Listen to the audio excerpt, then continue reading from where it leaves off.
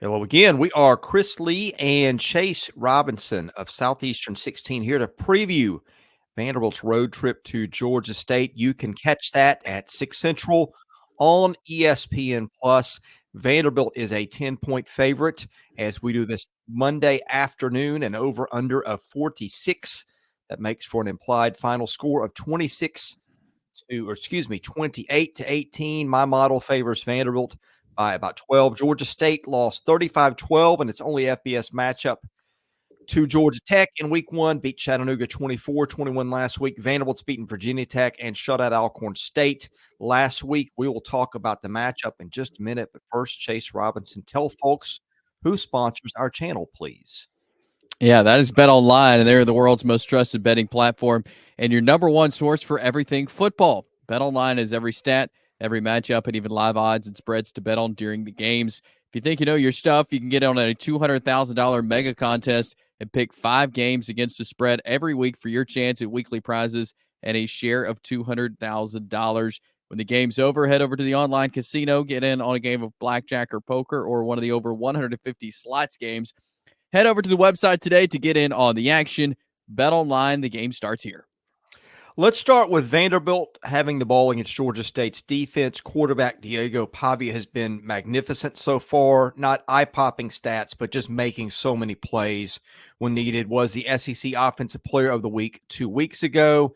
Quincy Skinner, one of his top targets, as they'll spread it around. They've got a couple of running backs, A.J. Newberry, and their starter, Sedrick Alexander, have had nice seasons so far. What Vanderbilt will do, though, Chase, they will spread you out. They'll try to run. It's almost like watching a triple offense at times. That's a little much, but they will. You just never know when the ball is in Pavia's hands what is coming next. That's been the key to making their offense go. They've been grinding out the 6, 7, 8-minute drives, just holding the ball as long as possible and getting the defense rested. And so far, it's worked almost to perfection.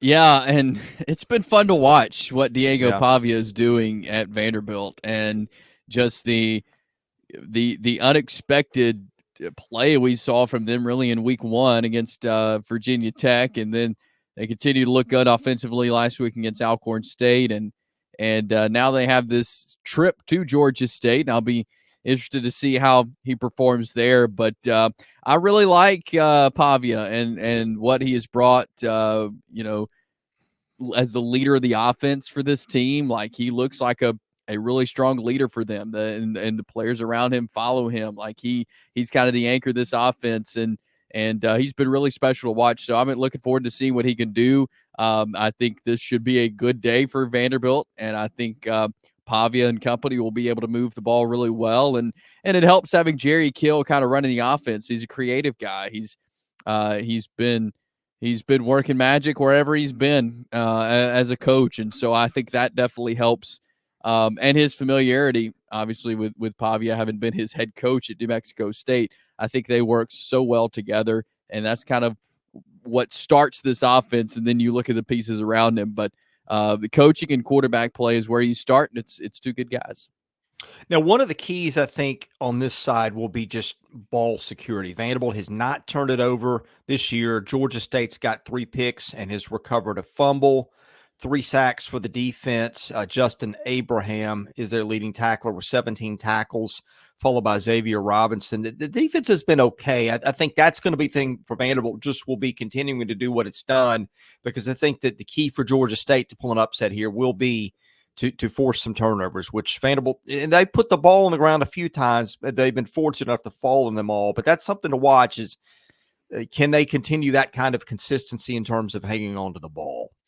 Yeah, Vanderbilt can't do what Vanderbilt has done in years past. Like, they've got to protect the football, like you're saying. They've got to play smart. They can't give in and let go of anything. They've got to play clean football in this game. And you're saying, well, this is an SEC team versus Georgia State. Well, it's on the road, and this Georgia State team wants to beat an SEC team in their home stadium. And so I think if Vanderbilt plays good, clean football, then they'll win this game, no doubt. I think defense could be Vanderbilt's strong suit. Vanderbilt pitched a shutout last week Alcorn State didn't cross midfield all game. Vanderbilt had a pick six. It's got 3 picks through 2 games. I just think that defense structurally looks so much better. You're not seeing guys out of place. They swarm to the ball. They've got some playmakers in Langston Patterson and CJ Taylor. Georgia State, on the other hand, has got a quarterback who's been, this is his third school. I guess it's Christian Vellieux is how you pronounce it. Was last at, I think it was at Penn State 2 years ago, Colorado last year. Looks like he's been a reserve both places. And then they've got a couple of tailbacks in Freddie Brock and Syvion Wilkerson who've got some speed. That's what Vanderbilt's looking at in terms of guys to watch. Ted Hurst, wide receiver for Georgia State, 8 catches, $109, also a guy to watch, as well as tight end Darian Fleming, who's 8 for 96. Yeah, that's their offense is interesting, and I don't care what you say. Vanderbilt's defense, I don't care who you're playing, if you don't allow someone to cross midfield and you pitch a shutout, that's impressive. I mean, that says a lot about your defense. Again, it doesn't matter who you're playing, to not let that team do anything. That says a lot. So I like Vanderbilt's defense. I like them in this matchup. Christian Vellieux is, I think he's a good quarterback. He's 62.5% completion rate. Like I think there's positives about him. But look, Vanderbilt's defense, I think will is good enough to stop him, is good enough to not let them get big plays. I'm not saying that they're not going to let them cross midfield either, but I think they are really going to limit their capabilities. And you mentioned there's several receivers for Georgia State, Ted Hurst being their go-to guy, Darian Fleming, Jordan Ford, several of these guys who have made some big plays this season for Georgia State. I feel like Vanderbilt's defense, though, is in a place where they can stop these guys. Let's make picks. Look, Vanderbilt plays on the road just about every week, whether it's home or not, because of the stadium getting taken over. Vanderbilt actually plays better in true road games over this decade by about a field goal on average, at least look at an SEC competition. So being in somebody else's house, one way or another, is no surprise. I think this team's looked really good. Again, it can't continue the 0 turnover thing. It's gotten a little sloppy with penalties, but I feel like this might be maybe a 31-13 type game, maybe lower scoring, lower possessions that Vanderbilt wins. Maybe not in a blowout, but sort of comfortably, if that makes sense. Yeah, I would agree with you. I'm going to for sure take Vanderbilt in this one. It may be, it may not be a blowout. It's on the road.